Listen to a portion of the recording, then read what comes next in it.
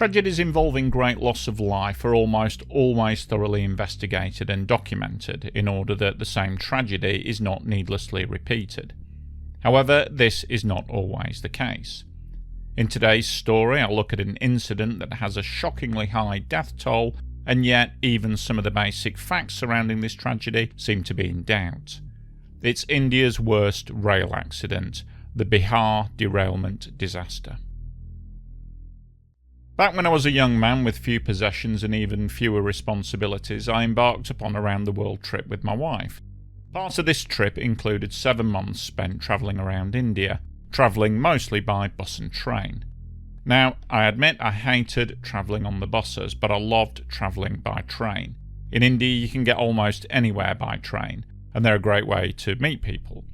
The Indian rail network is extensive, and hundreds of trains carry literally millions of passengers each day. The cost of a train ticket is fairly cheap. Well, I say cheap, it seemed cheap to me, but as with many things in life, it's all relative. A ticket costing the equivalent of €20 for a 2-day train ride is a bargain for me, yet for the poorest section of Indian society, it's completely unaffordable.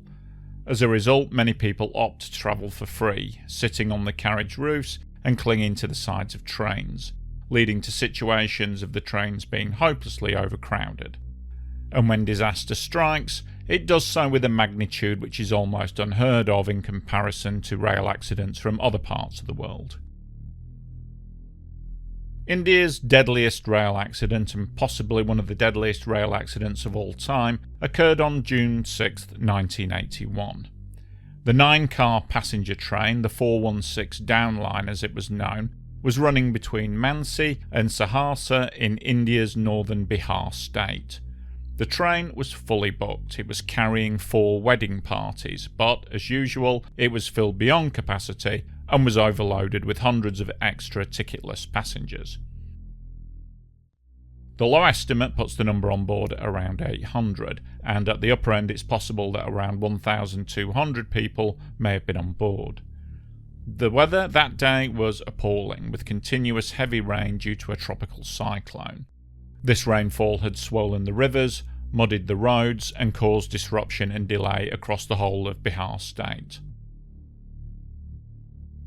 For an accident of this magnitude that occurred relatively recently, there is a lot of speculation, but very little in the way of hard fact. What little we do know for sure is as follows. At around 4 o'clock in the afternoon on the 6th of June 1981, the 416 Downline crossed the bridge which spanned the Bagmati River.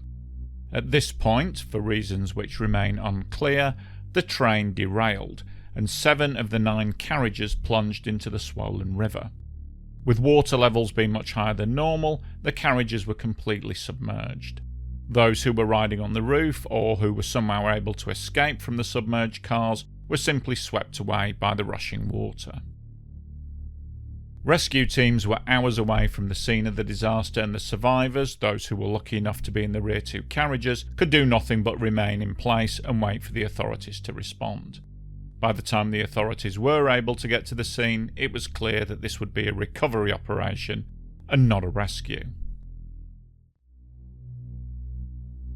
Over the following days, thousands of relatives joined rescue workers on the riverbanks, sobbing and wailing for missing family members.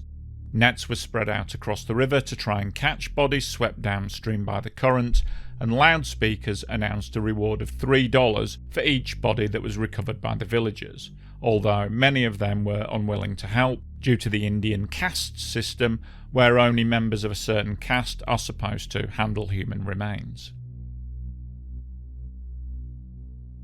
The scant details of the story belie what must have been harrowing scenes. Eyewitness reports include macabre details of the recovery operations, things like seeing dozens of bodies tumbling out of the carriages as the giant crane hoisted them out of the water, and of relatives combing the riverbanks, and actually finding the remains of their family members washed up in the mud. The army was present to control the crowds and to gather what little information was available, and a tethered frogman was sent into the murky waters to look for remains. Over the course of several days, a reported 212 bodies were recovered, and although initial estimates had varied from 800 to 2,000, a week later, the Indian government announced an official death toll of 235, with 88 survivors. And, almost unbelievably, that's about all we know for sure. Reports as to why the train derailed differ wildly.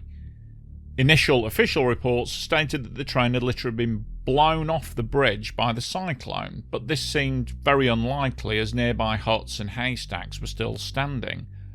Another report, backed up by a few eyewitnesses, stated that the driver caused the accident by slamming on the brakes too hard to try and avoid hitting a cow or water buffalo that had wandered onto the railway line. Yet another theory was that a flash flood had wiped out some of the bridge supports and the bridge collapsed as the train crossed. But even this basic hypothesis seemed unverifiable. For example, one report stated that the bridge had collapsed, whilst another report stated that the bridge remained completely intact and was in use. Again, one report stated 7 carriages went into the river, another lists just 6, with one carriage apparently tumbling down the riverbank, disintegrating as it went. Trying to find any details that tally in this story proves difficult. The surviving engineer and the conductor of the train apparently fled the scene, fearing for their lives, and a newspaper report from a few days later stated that the conductor had been found by the villagers and was subsequently lynched. Again, lots of hearsay, but very little which can be confirmed or denied. The railway minister at the time, Kedar Panda, summed up the Bihar disaster as a God-sent tragedy, and that was that. Case closed. The one thing about this tragedy that is almost certainly without dispute is that many more people perished than the official figure of 235. An actual figure for the number of fatalities in the Bihar derailment is impossible to determine, but most informed observers agree that at least 800 people died, with the possibility that the actual death toll could be well above 1,000 victims. Now that figure would rank the Bihar rail disaster as one of the deadliest of all time, comparable to the Saint-Michel de Maurienne derailment and the Sirua disaster, both of which occurred during World War I. So, the Bihar derailment is almost certainly the worst peacetime rail disaster ever recorded, and yet we still know hardly anything about it. To this day, there's no official cause listed, and the whole tragic event remains shrouded in doubt and confusion. Hundreds of victims simply vanished that day, swept away, and their bodies were never found. They were never recovered. As far as I know, there isn't even a memorial to mark the tragedy. And with India suffering many, many more tragic rail accidents in the years since Bihar, it seems that today the victims of this tragedy are pretty much all but forgotten.